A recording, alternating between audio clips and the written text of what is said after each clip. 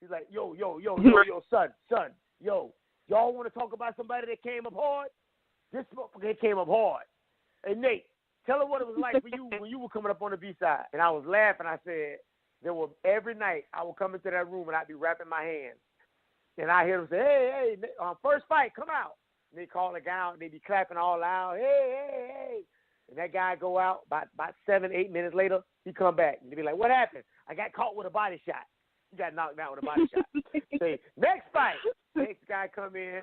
And they, hey, everybody clapping, hey, blowing their whistles or whatever, clapping their hands. About 5 or 6 minutes come back, 8 minutes come back, 10 minutes come back. He come back. What happened? I didn't see the right hand. He got knocked out with the right hand. Now, you realize that after about 5 or 6 of these fights or 3 or 4 of these fights, your confidence can be easily shaken. Exactly. And I never forget my then manager, who was a matchmaker, would come in the back and warm me up with mitts. And I mean, he warmed me up with mitts. And I would hit these mitts and I look so good and sound so good. Everybody in the room would be like, this is the only guy that's going to win. I go out, knock somebody out, come back. They'd be like, what happened? I said, I caught it with a left hook. And that was my life on the B-side. My life on the B-side was I was always in the loser's corner. So I learned to respect those guys in that corner. I learned to respect those journeyman fighters that were in that they were there to make an honest living, but they were there to build champions. Those guys actually built champions, but nobody looks at it like that because we've been taught that we've been taught that those guys are bums, and they're far from that. Right. Wow. So you learn something new every day. I like that. And I like the fact that it didn't like crush your spirit. You just kept going and just made you stronger and better.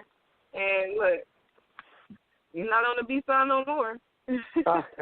Well, I had 3 daughters. I had Jasmine, Janae, and Jade. And I left a very good paying job. And I'm going to capture this dream. And I promised my daughters that I would capture this dream. And I wouldn't let them go wanting for anything. I wouldn't let them be second if I could help it. So for me, that meant that I had to fight multiple weights on short notice and do the best that I could to make sure that my daughters had the very best that they could have. I went from making $695 a week to making $400 my first fight. And wow. I slept in my car. I bathed in some of the best and the worst convenience store bathrooms in West Florida, Tallahassee. There were many a nights when I slept in my car and I would crank the car up and get it warm in the car. And I never forget this. I tell people this all the time. There are nights when I cried and I said, I'm going to quit. I'm not doing this. And I'd be up the next morning with my sweats on going for a run past Nate Campbell Stadium in Florida State. Because I was there at that point. There was where was I going to go back? What was I going to go back to? You know, I couldn't quit because if I quit, my daughters would see me quit. And I refused to allow my daughters to see me quit. So I made the most of it. I had to, you know, I take those fights that were short notice fights, and guys would be like, "Hey, we're gonna pay you $1,500." I said, "Y'all, I get a hotel." Cause I was learning the business on the way. They were like, "Yeah, we're gonna get you a hotel room, give you meal money, gas, and da da da. All you got to do is get here." I drive my old car to wherever they were, and drive in, and they have my room in the casino, show them my ID, and I get my food money and I get my per diem and my hotel and everything. I got a cool, nice room to sleep in for 2 days, 3 days, and somebody getting stretched. Go knock somebody out. Whatever it takes. I love it. I love the dedication. You got to be. You know, most guys these days, they don't have to deal with that. So I don't think they're built the same. I look at these fighters today, and they just aren't built the same. I don't see where any of these guys have the same fire. They don't have that fire. They don't have that nasty, dogged, I got to have it mentality. It's all about social media likes and, you know, I don't know. It's just. Do you think about Floyd Mayweather? You think he got it or no?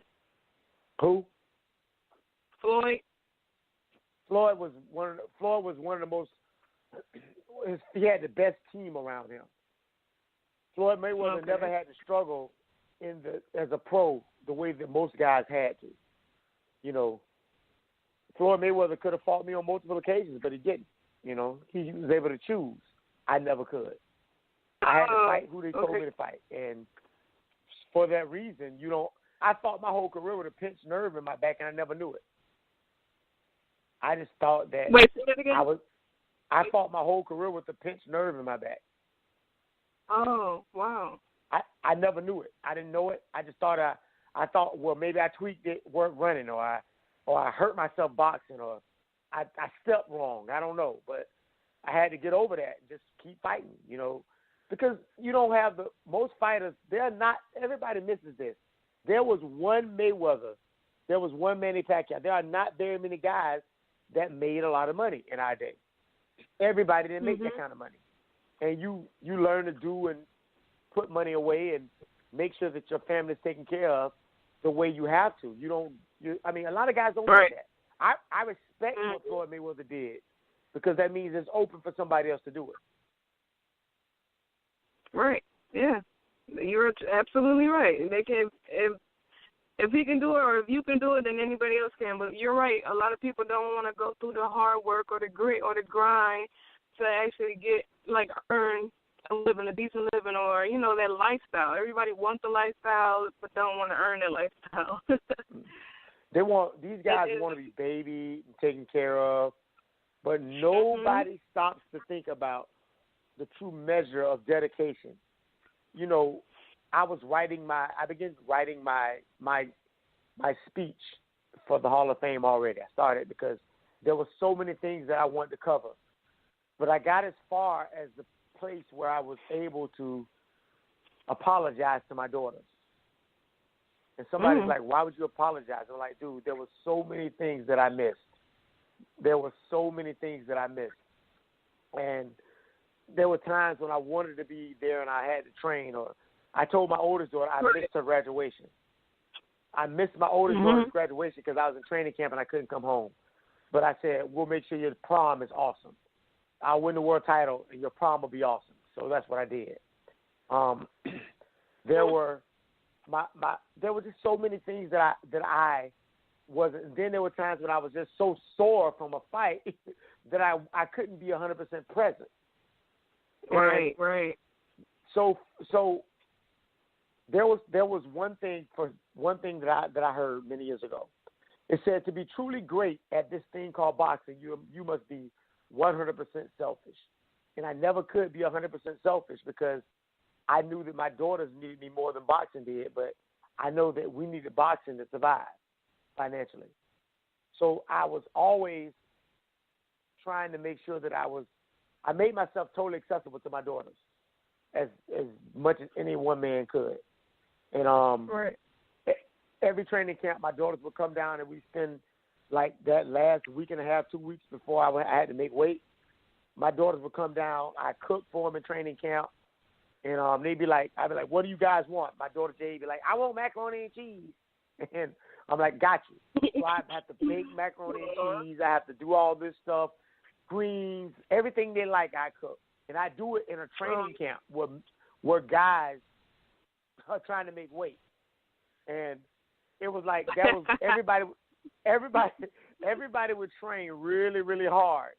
Really hard. Right. And they get down to within like close to their weight, and they'd be like, Nate, what's for dinner? And I tell them what's for dinner, and they all show up with their plate.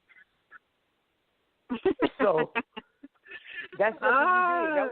That was our guilty pleasure. But my daughters remember those times. My daughters remember being, they remember Sharmay Mitchell and Clifford Etienne and Arturo Gatti, and they remember Freddie Cadena, and these are the guys that were world champions, and they remember my girls grew up hanging out with them, and so that was the trade-off for me. They didn't get all the time, but they met some great guys that still remember them to this day.